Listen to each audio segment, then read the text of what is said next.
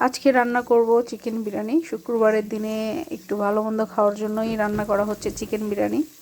তো প্রথমেই এখানে প্যানে দিয়ে দিলাম পেঁয়াজটাকে তেল দিয়ে খুব সুন্দর করে একটু ভেজে নিব বাদামি বাদামি করে। আর ভাজা হয়ে গেলে এর মধ্যেই দিয়ে দিব মাংসটা আমি আগে ম্যারিনেট করে রেখেছিলাম।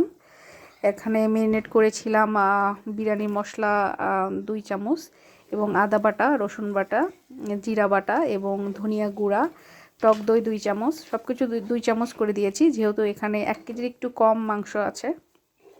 তো মাংসের পরিমাণের ওপরে মশলার পরিমাণটা নির্ধারণ করা হয়। তো যে যেমন মাংস দিবেন ঠিক তেমনই মশলা দিবেন। তারপরে এখানে পানি দিয়ে আমি ঢেকে দিই, একদম সুন্দর করে কষিয়ে নিব। মশলাগুলো সুন্দর করে কষিয়ে নিয়ে আমি মাংসকে একটু সিদ্ধ করার জন্য পানি দিয়ে দিব। এই যে দেখতেই পাচ্ছেন একদম মশলাগুলো খুব সুন্দর করে এখানে কষানো হচ্ছে মাংসের সাথে। আর মাংসটা ছিল চিকেন, এটা হচ্ছে মুরগির সোনালী মুরগি যেটাকে বলে।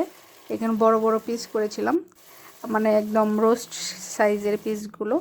তো খুব সুন্দর করে ইয়ে করার পরে আসলে আমি এখানে চাল দিব। তো আমি আলাদা করে আলু ভেজে রেখেছিলাম, আলুটাও আমি দিয়ে দিই মাংসের ভিতরে।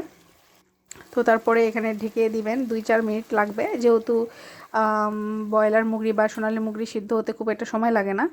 তো একদম মাংসটা হয়ে এসেছে অলমোস্ট। তো তারপরে আমি এখানে সব মাংসগুলো উঠায় নিব যেহেতু মাংসটা হয়ে গিয়েছে। তো মাংস উঠানো হলে আমি মাংসর এই মশলার গ্রেভির মধ্যে চালটা দিব।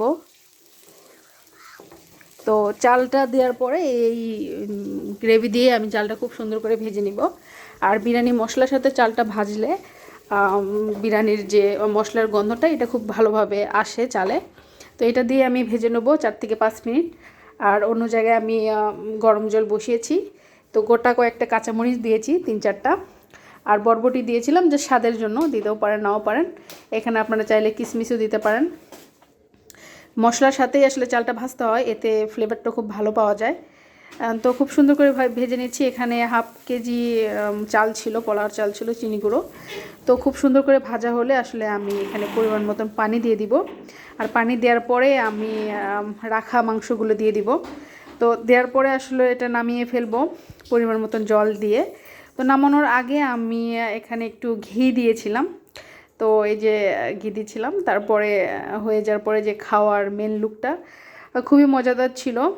খুব অল্প সময়ের মধ্যে ঘরোয়া মশলাতেই রান্না হয়ে যায়। প্যাকেট বিরিয়ানি মশলা না দিলেও আসলে কুক করা যায়।